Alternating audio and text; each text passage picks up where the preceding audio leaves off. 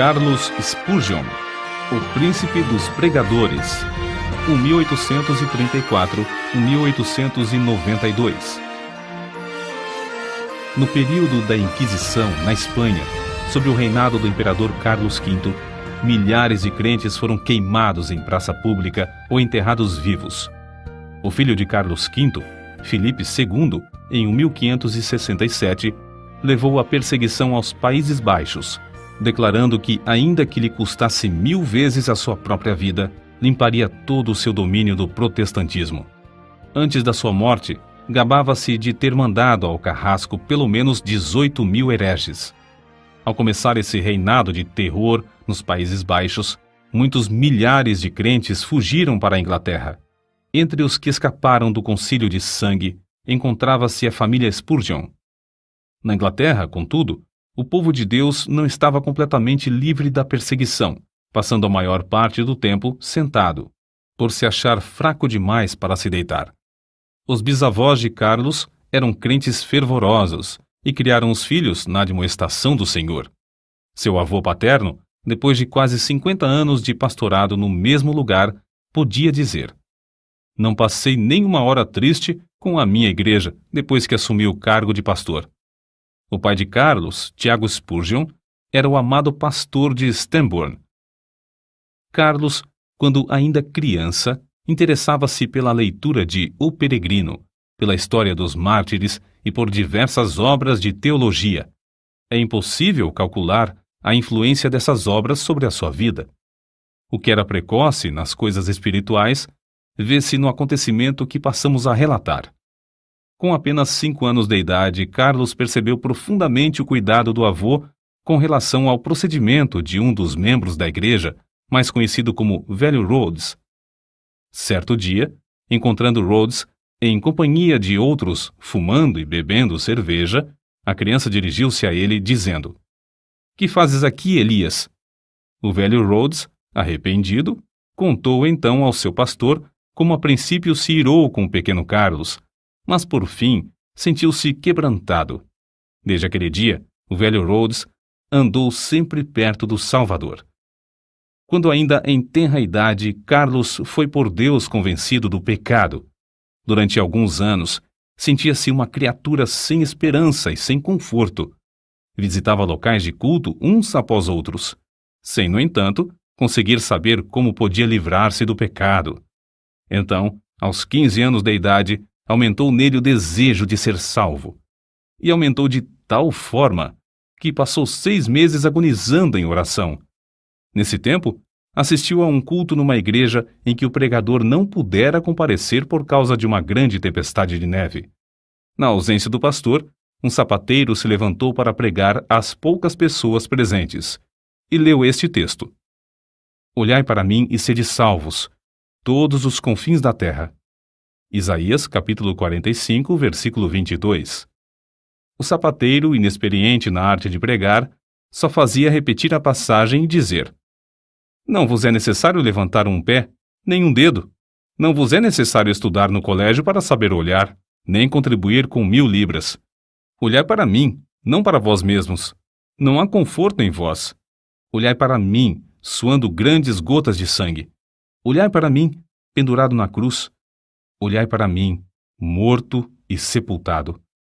Olhai para mim, ressuscitado. Olhai para mim à direita de Deus." Em seguida, fitando os olhos em Carlos, disse: "Moço, tu pareces ser miserável. Serás infeliz na vida e na morte, se não obedeceres." Então, gritou ainda mais: "Moço, olha para Jesus. Olha agora." O rapaz olhou e continuou a olhar até que, por fim, um gozo indizível entrou na sua alma. O recém-salvo, ao perceber as constantes investidas do maligno, foi tomado pela aspiração de fazer todo o possível para receber o poder divino e, assim, frustrar a obra do inimigo do bem. Spurgeon, por exemplo, aproveitava todas as oportunidades para distribuir folhetos. Também entregava-se de todo o coração a ensinar na escola dominical, onde alcançou de início o amor dos alunos e, por intermédio destes, a presença dos pais na escola. Com a idade de 16 anos, começou a pregar.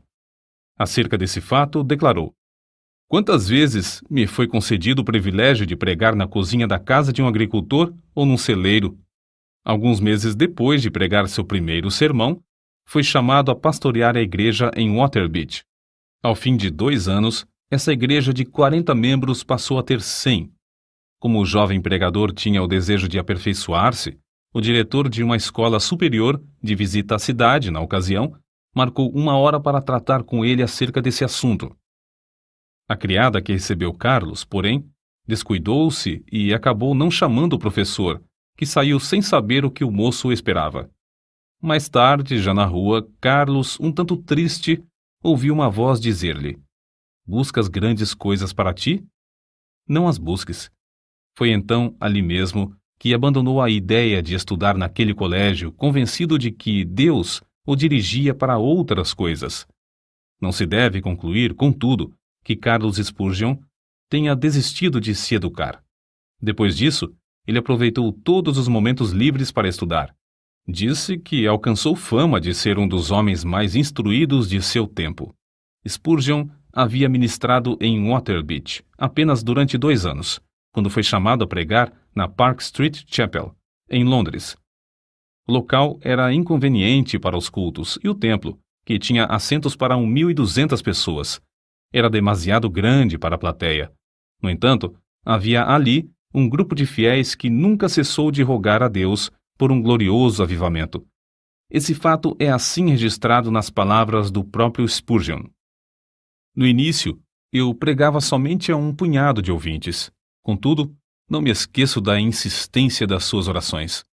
Às vezes, parecia que rogavam até verem realmente a presença do anjo do concerto, Cristo, querendo abençoá-los.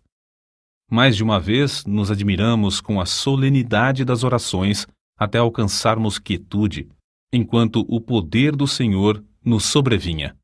Assim desceu a bênção.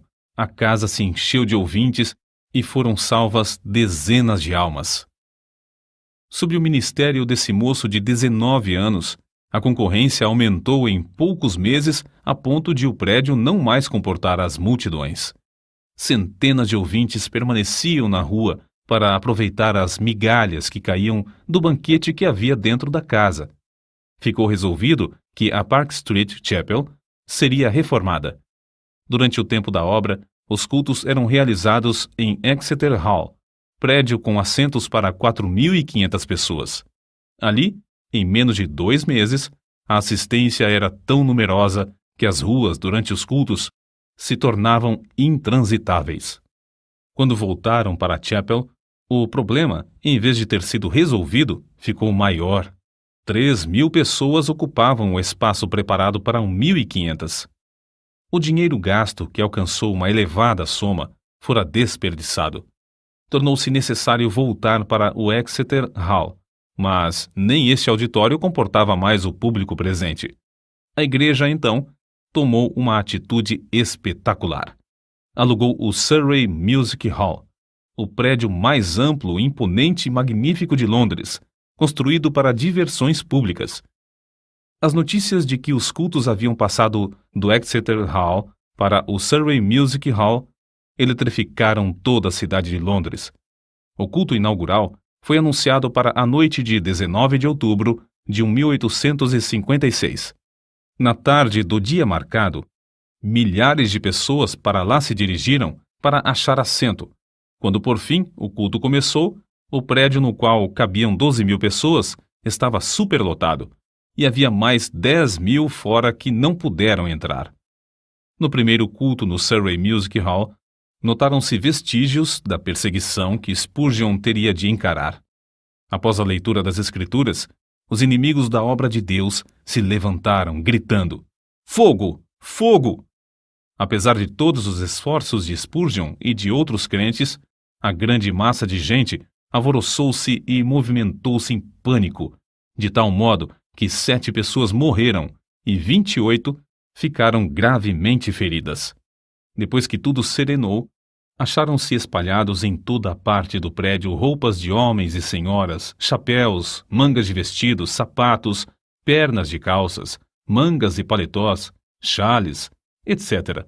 Objetos esses que as milhares de pessoas aflitas deixaram, na luta para escapar do prédio.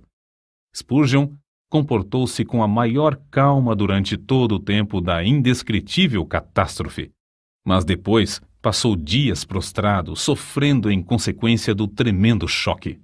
As notícias sobre as trágicas ocorrências durante o primeiro culto no Surrey Music Hall concorreram para aumentar o interesse pelos cultos, em vez de prejudicarem a obra. De um dia para outro, Spurgeon, o herói do sul de Londres, tornou-se um vulto de projeção mundial. Aceitou convites para pregar em cidades da Inglaterra, Escócia, Irlanda, Gales, Holanda e França. Pregava ao ar livre e nos maiores edifícios, em média 8 a 12 vezes por semana. Nesse tempo, quando ainda moço, revelou como conseguia entender nas Escrituras os textos difíceis, isto é, simplesmente pedia a Deus: "Ó Senhor, mostra-me o sentido deste trecho." E acrescentou: "É maravilhoso como o texto, duro como a pederneira, emite faíscas quando batido com o aço da oração." Quando mais velho, disse: "Orar acerca das Escrituras é como pisar uvas no lagar, trilhar trigo na eira ou extrair ouro do minério." Acerca da vida familiar, Susana, a esposa de Spurgeon, assim escreveu: "Fazíamos culto doméstico, quer hospedados em um rancho nas serras, quer num suntuoso quarto de hotel na cidade. E a bendita presença de Cristo, que muitos crentes dizem impossível alcançar, era para ele a atmosfera natural. Ele vivia e respirava nele. Antes de iniciar a construção do famoso templo em Londres, o Metropolitan Tabernacle, Spurgeon e alguns dos membros de sua igreja ajoelharam-se no terreno, entre as pilhas de materiais, e rogaram a Deus que não permitisse que trabalhador algum morresse ou ficasse ferido durante as obras.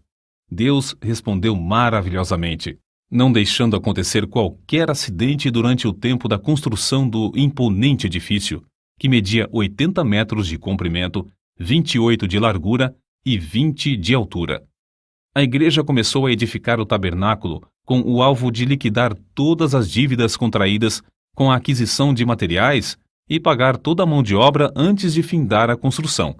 Como de costume, pediram a Deus que os ajudasse a realizar esse desejo, e tudo foi pago antes do dia da inauguração. O Metropolitan Tabernacle foi acabado em março de 1861. Durante os 31 anos que se seguiram, uma média de 5.000 pessoas se congregava ali todos os domingos, pela manhã e à noite. De 3 em 3 meses, Spurgeon pedia aos que já haviam feito parte da assistência que se ausentassem. Eles o atendiam, mas mesmo assim, o tabernáculo era superlotado por outras pessoas das massas ainda não alcançadas pela mensagem. Durante certo período, pregou 300 vezes em 12 meses. O maior auditório do qual pregou foi no Crystal Palace, em Londres, em 7 de outubro de 1857. Havia exatamente 23.654 pessoas no auditório. Spurgeon esforçou-se tanto nessa ocasião e o cansaço foi tal que, após o sermão da noite de quarta-feira, dormiu até a manhã de sexta-feira. Todavia, não se deve julgar que era somente no púlpito que a sua alma ardia pela salvação dos perdidos. Também se ocupava grandemente no evangelismo individual. Nesse sentido, citamos aqui o que certo crente disse a respeito dele: "Tenho visto auditórios de 6.500 pessoas inteiramente levadas pelo fervor de Spurgeon, mas ao lado de uma criança moribunda que ele levava a Cristo, achei-o mais sublime do que quando dominava o interesse da multidão." Parece impossível que tal pregador tivesse tempo para escrever. Entretanto, os livros da sua autoria constituem uma biblioteca de 135 tomos. Até hoje, não há obra mais rica de joias espirituais do que A Tesouraria de Davi, 7 volumes sobre os Salmos, escritos por Spurgeon. Ele publicou tão grande número de sermões que, mesmo lendo um por dia, nem em 10 anos o leitor os poderia ler todos. Muitos foram traduzidos em várias línguas e publicados nos jornais do mundo inteiro. Ele mesmo escrevia grande parte da matéria para seu jornal, A Espada e a Colher. Título este inspirado na história da construção dos muros de Jerusalém no tempo angustioso de Neemias. Além de pregar constantemente a grandes auditórios e de escrever tantos livros, esforçou-se em vários outros ramos de atividades. Inspirado pelo exemplo de George Mueller, fundou e dirigiu o orfanato de Stockwell. Pediam a Deus e recebiam o necessário para levantar prédio após prédio e alimentar centenas de crianças desamparadas. Reconhecendo a necessidade de instruir os jovens chamados por Deus a proclamar o Evangelho e, assim, alcançar muito maior número de perdidos, fundou e dirigiu o Colégio dos Pastores. Esse trabalho foi marcado pela mesma fé em Deus demonstrada na obra de cuidar dos órfãos. Impressionado com a vasta circulação de literatura viciosa, formou uma junta de vendagem de livros evangélicos.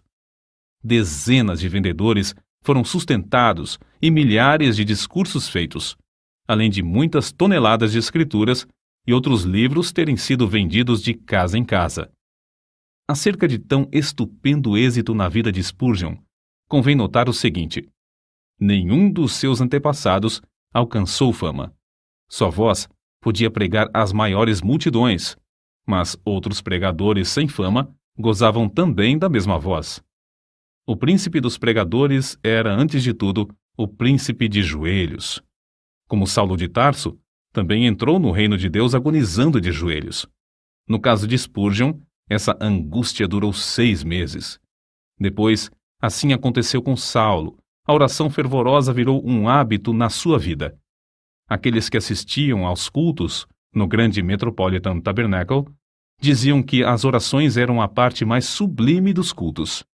Quando alguém perguntava a Spurgeon a explicação do poder na sua pregação, o príncipe de joelhos apontava para a loja que ficava sob o salão do Metropolitan Tabernacle e dizia: na sala que está embaixo, há 300 crentes que sabem orar.